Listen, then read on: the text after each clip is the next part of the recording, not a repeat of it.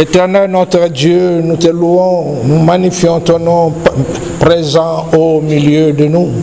Remplis-nous par ta présence, par ton esprit. Guéris les malades, les aveugles et les cœurs brisés. Par ton nom précieux, le nom de Jésus-Christ, devant lequel tout genou fléchit. Tu es digne de respect et d'honneur, notre Dieu. Nous nous réfugions en toi. Tu es la source d'eau vive. Tu es la source d'eau précieuse. Nous te rendons gloire. Tu es au-dessus de tout, sur la terre et dans les cieux. Dieu le Père, étend ta main d'amour sur nous. Remplis-nous de ta puissance par le Saint-Esprit. Guéris les malades, les aveugles et chasse les mauvais esprits par ton précieux nom, Jésus-Christ. Par ton esprit vivant, le Seigneur Saint-Esprit. Nous t'invoquons et nous invoquons ton nom. Fais descendre sur nous ta puissance. Nous élevons nos mains vers toi. Guéris nos esprits. Nos vies sont à toi. N'est-il pas écrit que nous sommes le temple du Saint-Esprit? Touche-nous par ta main. Ton nom sera éternellement élevé et béni dans cette nation, le Gabon, que tu t'es choisi comme étant le centre des opérations dans les temps de la fin. Seigneur, sois exalté. Gloire et honneur à toi maintenant et à jamais. Alléluia. Amen. Acclamons pour l'Éternel notre Dieu. Asseyez-vous pendant que nous continuons.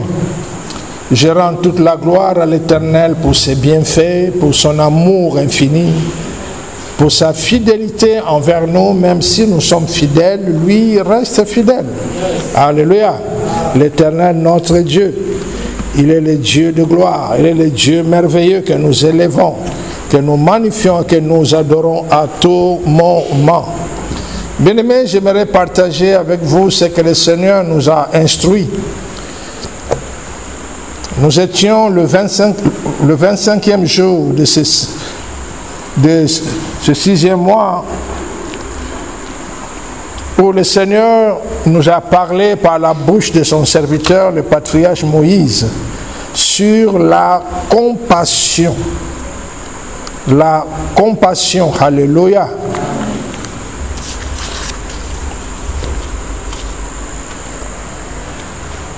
Comment expliquer la compassion?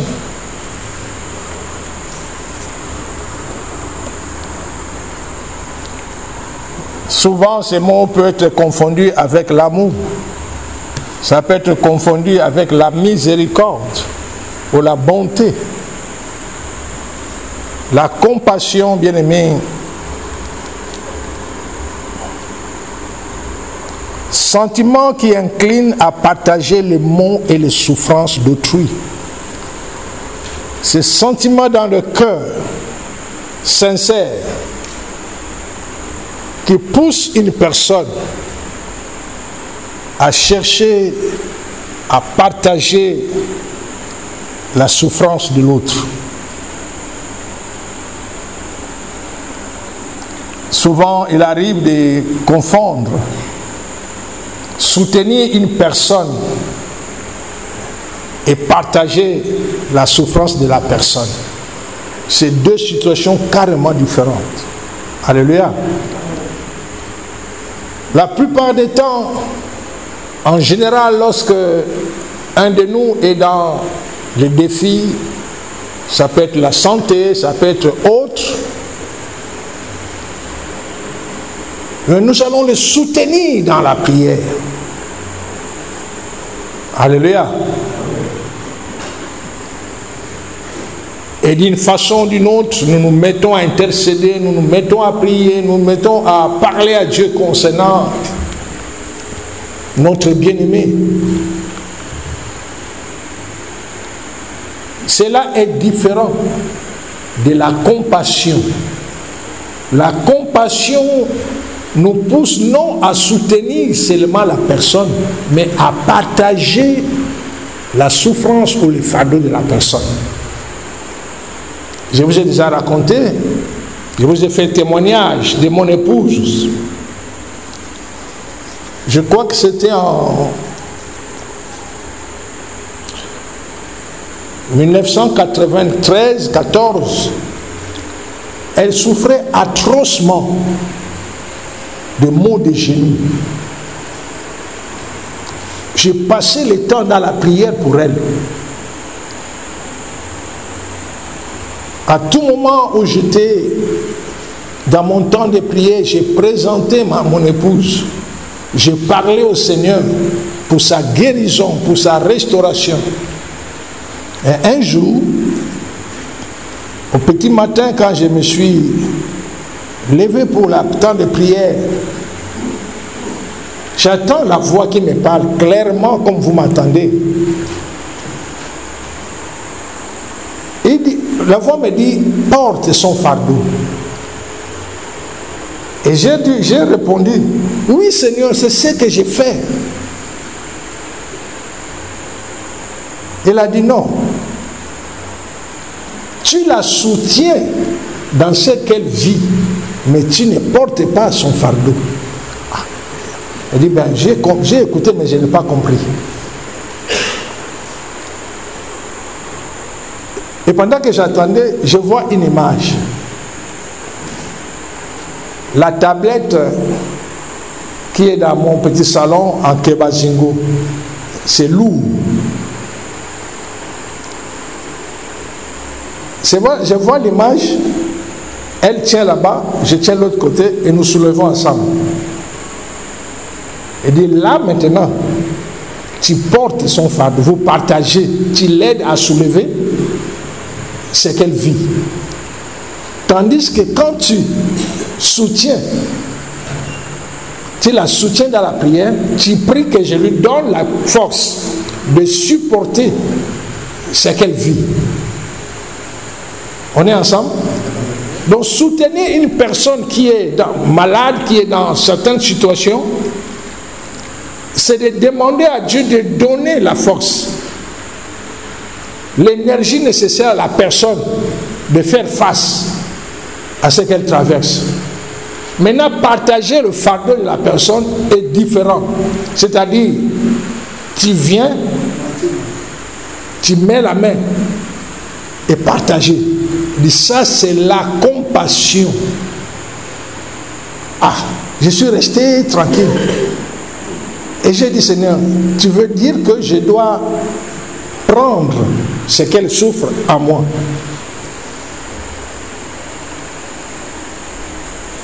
En tout cas, ce jour-là, à ce moment-là, au fait, j'ai dit oui Seigneur, mais j'avais fait ça par curiosité d'abord. Parce que bon, je n'avais pas d'abord bien compris. J'ai dit Seigneur, bon, je prends sur moi ces douleurs.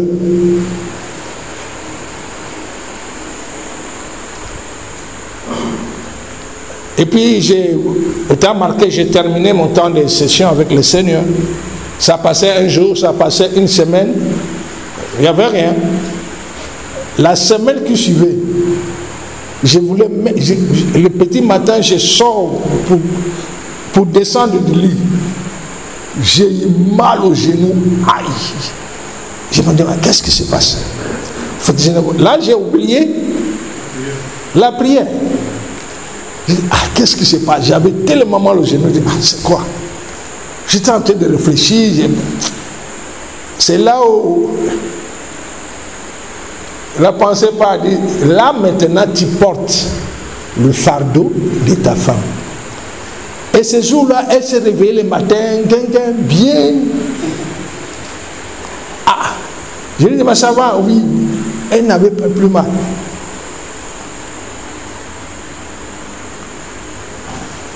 La leçon que j'ai eue par rapport à la situation dit, dans le corps de Christ, nous passons le temps à prier les uns pour les autres. Dans le cas de soutien, mais nous ne partageons pas. Faites l'expérience. Quelqu'un est malade, très malade. Mettez-vous ensemble. Et dites, nous venons partager cette maladie avec nous. Vous allez voir combien de temps que la personne va faire pour guérir. La personne qui porte 100 kilos, s'il y a 5 personnes qui viennent pour partager ce poids avec lui, il va lui rester combien? S'il y a quelqu'un de plus fort, comme par rapport à mon épouse, moi j'avais pris tout ce qu'elle avait sur moi.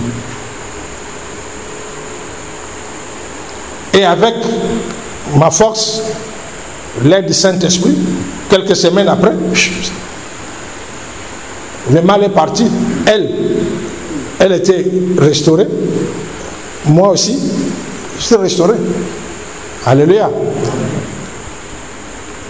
Bien aimé, c'est une réalité que moi, et depuis ce temps-là, à tout moment qu'elle était touchée par la maladie, je prenais ce qu'elle avait sur moi.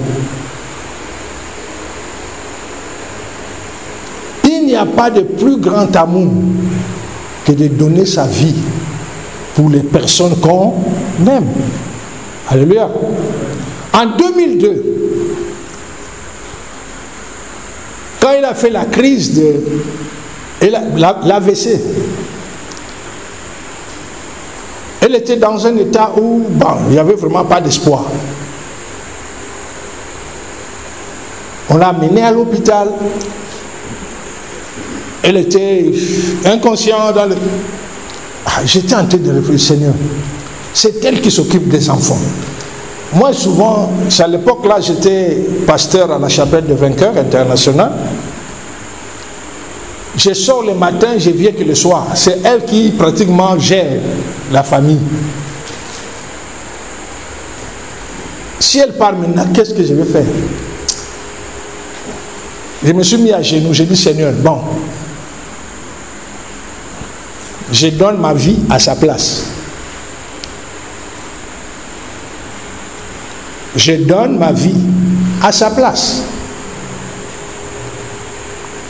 Qu'elle vive. Moi, je donne ma vie volontairement à sa place.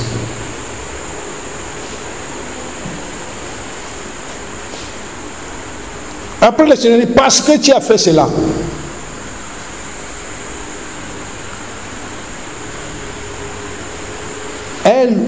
le Seigneur lui ramène à la vie. Alléluia. La compassion, c'est d'avoir à cœur de partager ce que l'autre vit.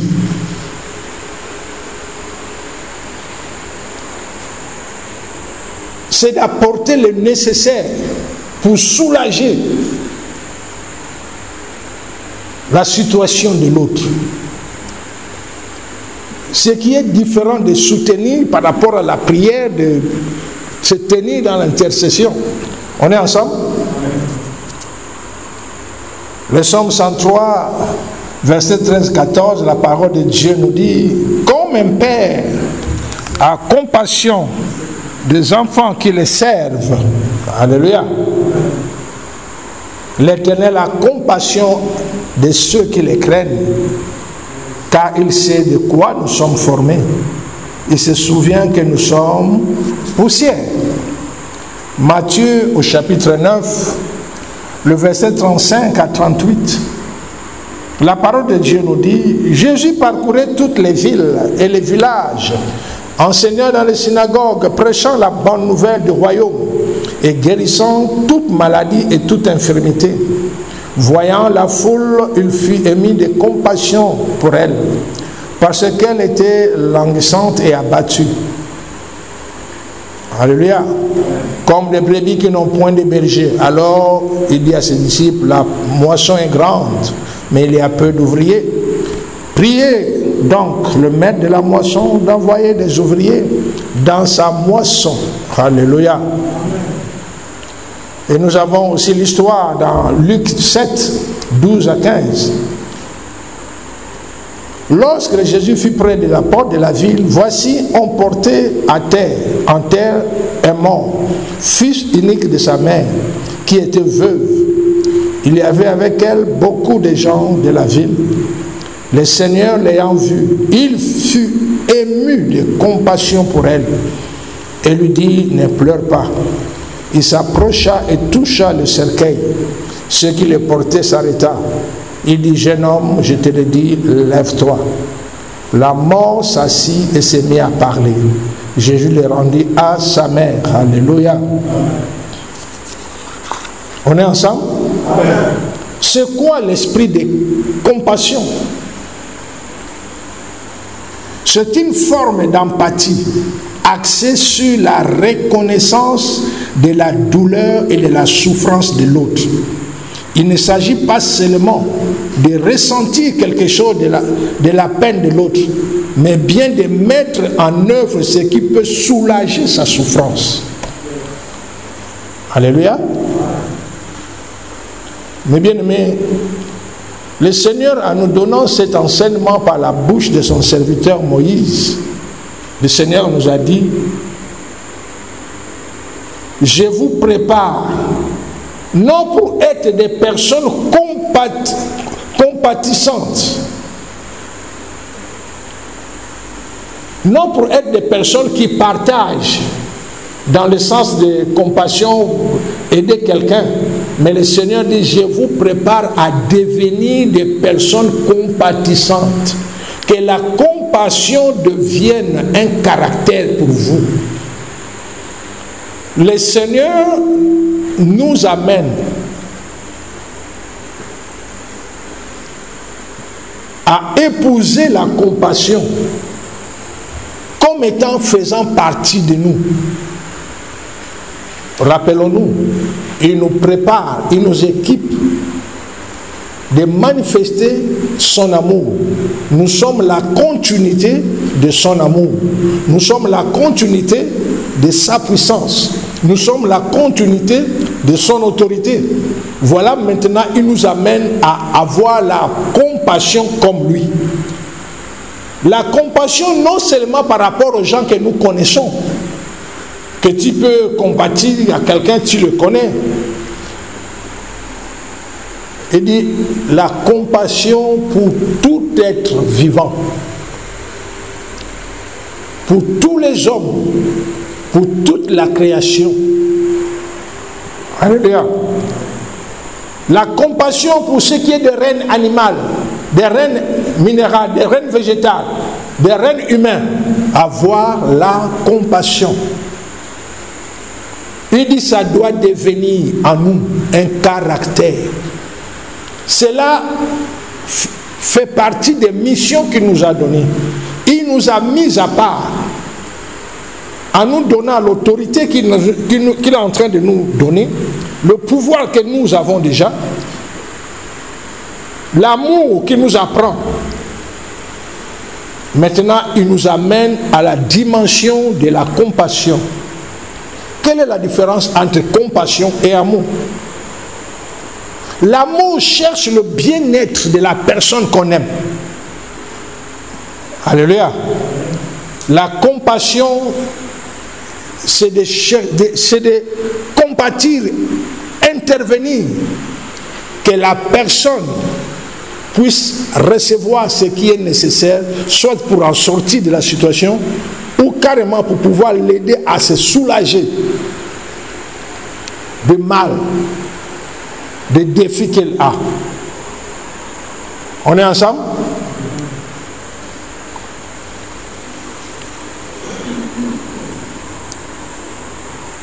Nous pouvons compatir en fonction de la personne qui vit la situation.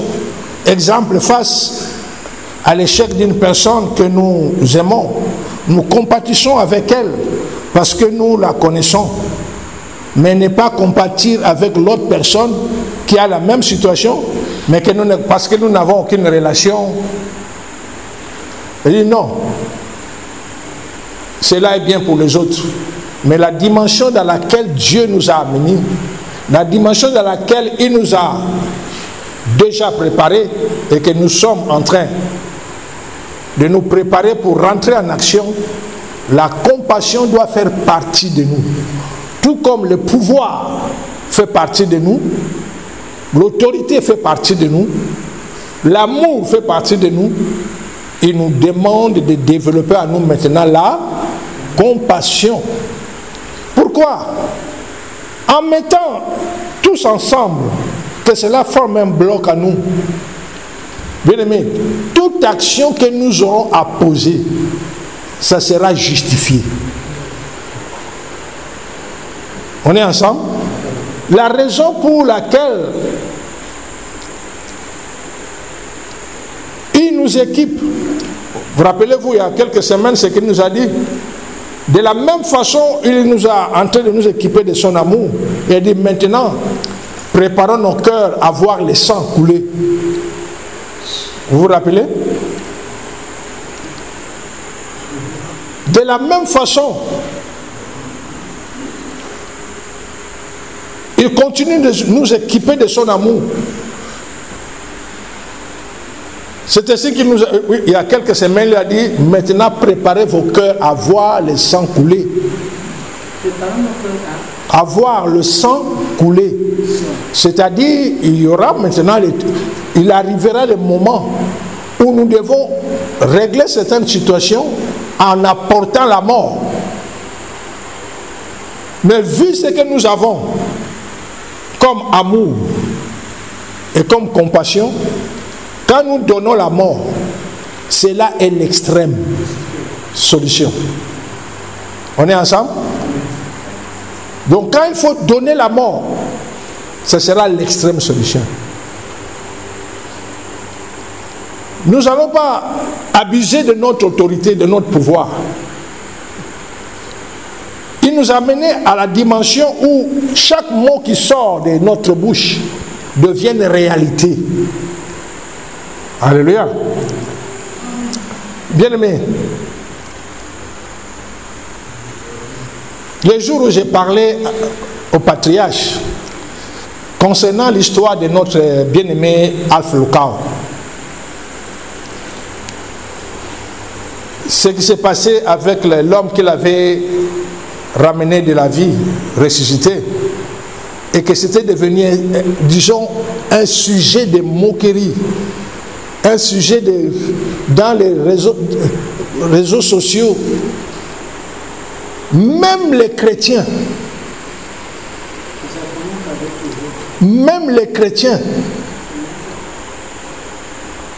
se mettaient à parler mal aux serviteurs de Dieu.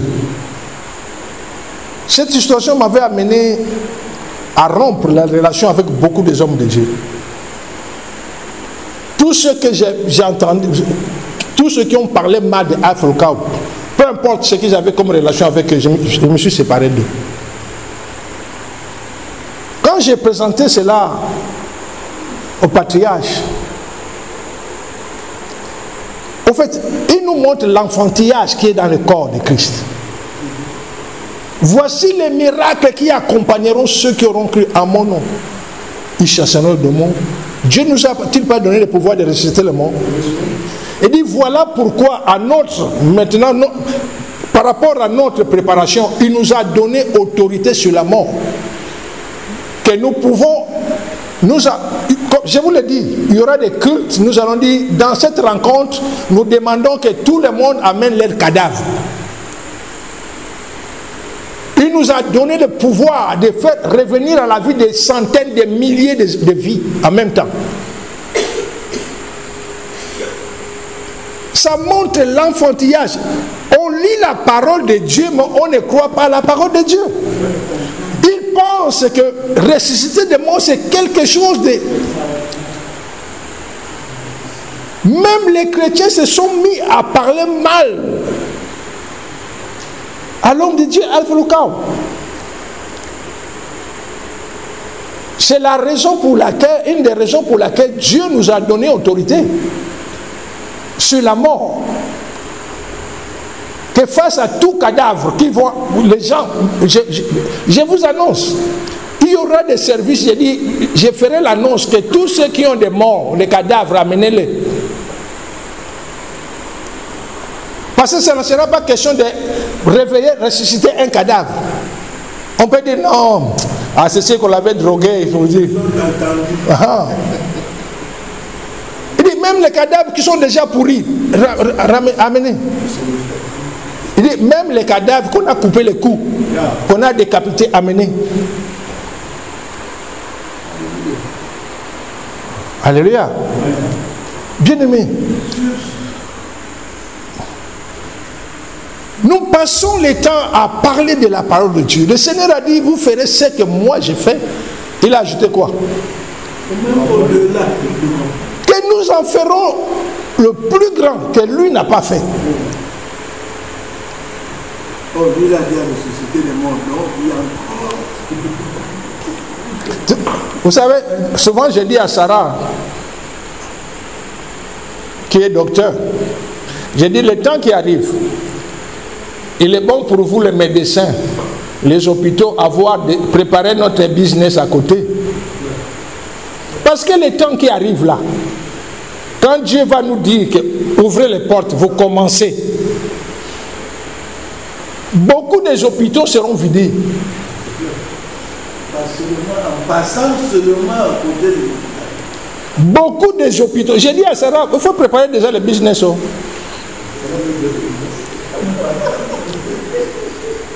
Je lui ai dit, dis à tes amis qui ont des pharmacies, allez-y voir dans les pharmacies comment les gens se sont s'alignent. Comme à la banque. À la banque, on peut comprendre, c'est l'argent. Mais allez-y voir dans les pharmacies. Des multitudes de gens.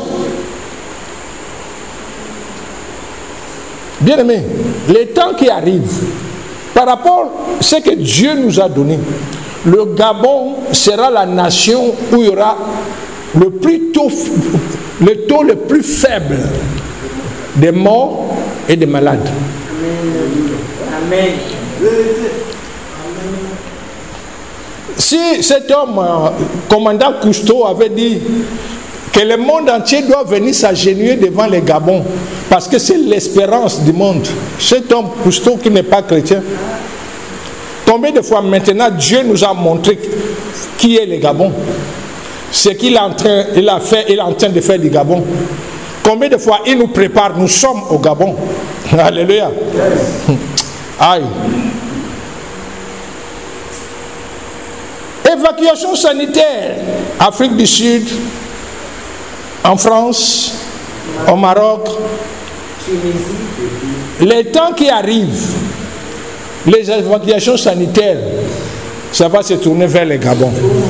Non seulement évacuation sanitaire, même les évacuations mortuaires. Donc quelqu'un qui est mort aux États-Unis, on dit non, on ne l'enterrait pas encore. On l'amène d'abord au Gabon. Alléluia. Bien aimé, cette situation me fait tellement, m'attriste tellement. Regarde ce qui se passe aujourd'hui avec notre bien-aimé Marcelo, avec le départ de la sœur Blanche. Même les chrétiens parlent mal de l'homme de Dieu. On prend sa vie passée. S'il était franc-maçon dans le passé, on prend ce qui s'est passé pour l'amener maintenant à... Bien-aimés, réveillons-nous. Le Seigneur a dit, pour vous, j'ai préparé les choses que l'œil n'a point vues, que l'oreille n'a point entendu, ce qui n'est pas monté dans le cœur. C'est ce que j'ai préparé pour vous. C'est pas ça. En tout cas, qui vivra? Même ceux qui sont morts verront. Je vous dis, regarde les insultes que Marcelo est en train de recevoir. Regarde les montages de ce qui s'est passé avant qu'il soit chrétien, mélangé avec ce qui... Même si... Et les chrétiens sont dedans.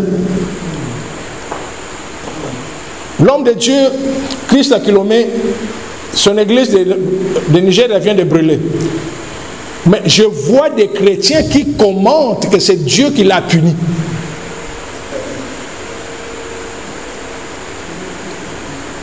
L'église de Christ Akilomé est brûlée criminellement. Ce sont des gens qui ont provoqué. Mais je vois des commentaires où des chrétiens parlent que c'est la punition de Dieu. Des chrétiens, soi-disant. Au lieu de porter, de compatir. Bien aimé, que le Seigneur nous vienne en aide. Nous bénissons l'Éternel. Le temps arrive.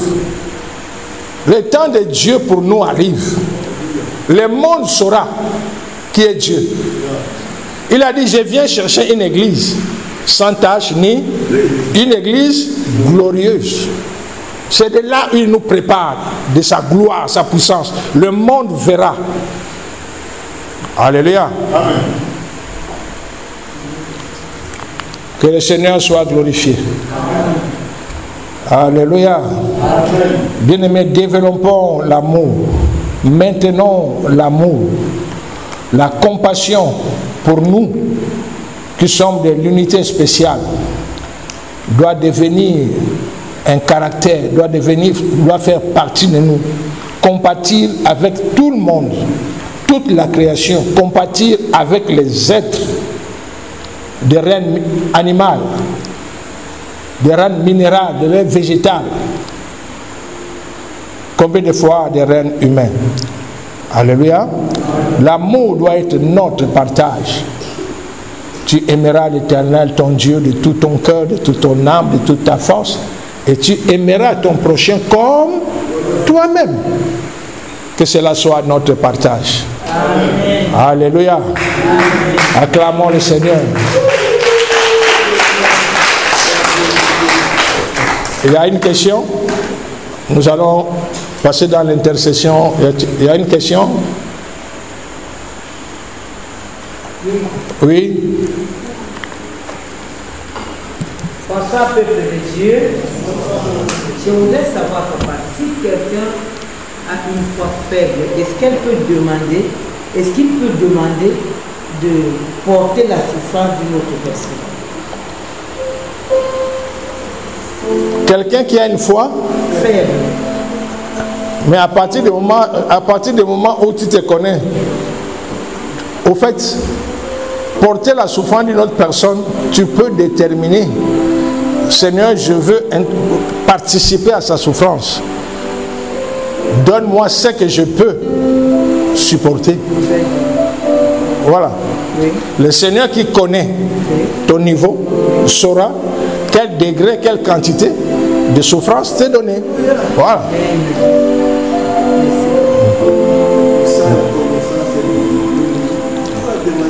Alléluia. Lèvons-nous.